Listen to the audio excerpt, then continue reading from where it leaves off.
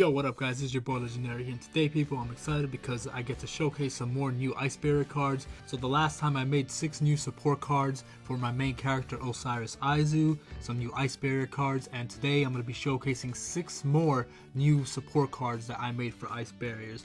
Also, I would love to thank Batmed from DeviantArt who made all these gorgeous, amazing artworks for all of these cards, except for the final one I made myself. But these 5 cards are gorgeous.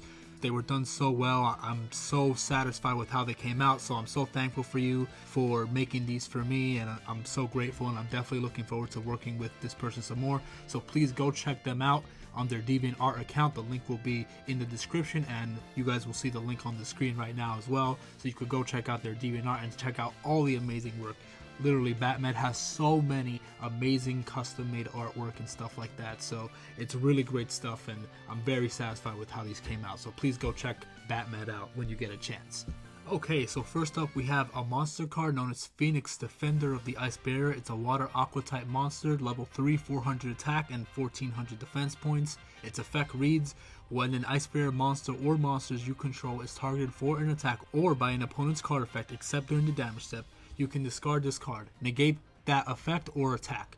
During your opponent's turn, you can banish this card from your graveyard, negate the next attack this turn from a monster your opponent controls. This is a quick effect. You can only use each effect of Phoenix Defender of the Ice Barrier once per turn. So this was intended to be obviously a defensive card. It's called Phoenix Defender of the Ice Barrier.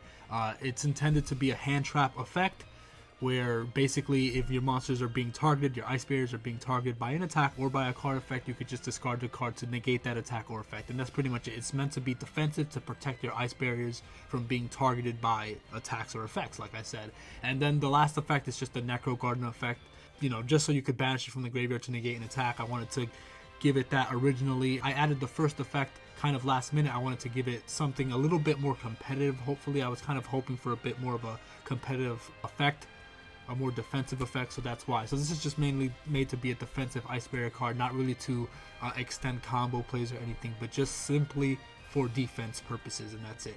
But yeah, so that's Phoenix Defender of the Ice Barrier. Let me know what you guys think in the comment section below of this card. Do you think this is a pretty good hand trap for Ice Barriers, or do you think it's just alright?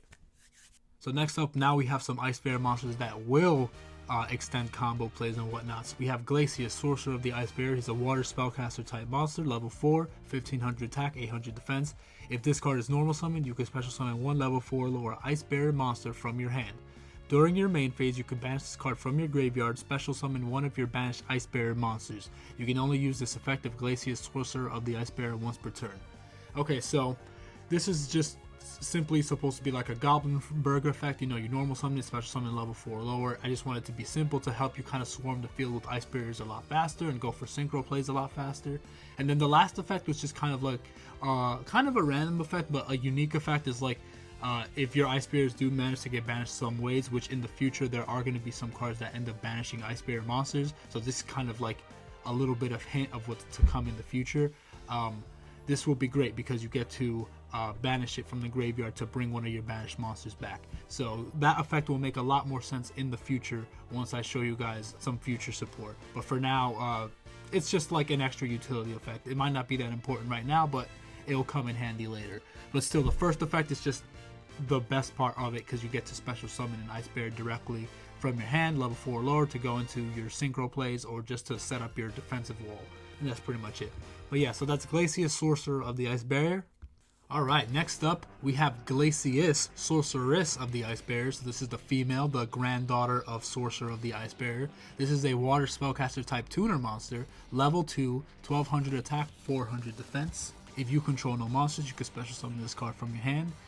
You can target one Ice Barrier monster you control except this card and declare a level from 1 to 5. It becomes that level until the end of this turn. You can only use this effect of Glacius, Sorceress of the Ice Barrier once per turn.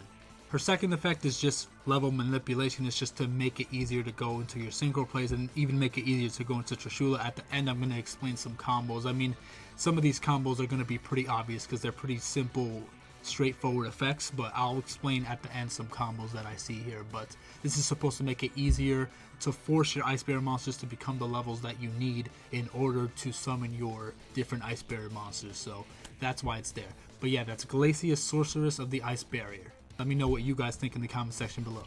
Alright, next up we got 3 new spell cards. So it's going to be 3 monsters and 3 spells. So the first spell is not really a competitive card. It's really more of a character card, a signature move card, kind of like Dark Magic Attack, Wrath of Neos, Burst Stream of Destruction, all of that. So since Gungnir is my main character's ace, I created a signature attack card for him called Ice Frost Burst. It's a quick play spell card.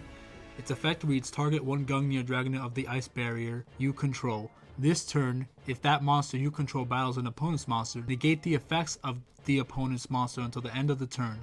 That monster you control cannot be destroyed by that battle. Also, destroy that opponent's monster at the end of the damage step. So basically, it's kind of a way to always win the battle. So you target your Gungnir when he's attacking or being attacked, and you make it so the monster that it's battling is automatically negated. Your monster won't be destroyed by that battle. You'll still take the battle damage, but you won't be destroyed by that battle.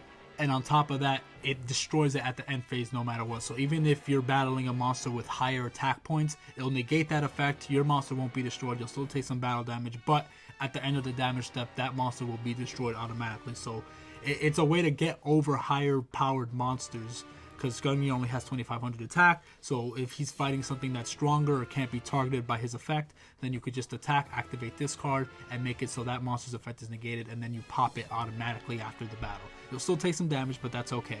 So that's the idea behind it. I have another signature move card for him too, but I don't have an artwork for it yet.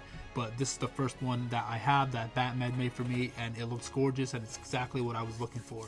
So I'm very happy with it. But yeah, so that's Ice Frost Burst. Let me know what you guys think. Once again, not a competitive card. It's just meant to be a signature attack spell. So just let me know what you guys think.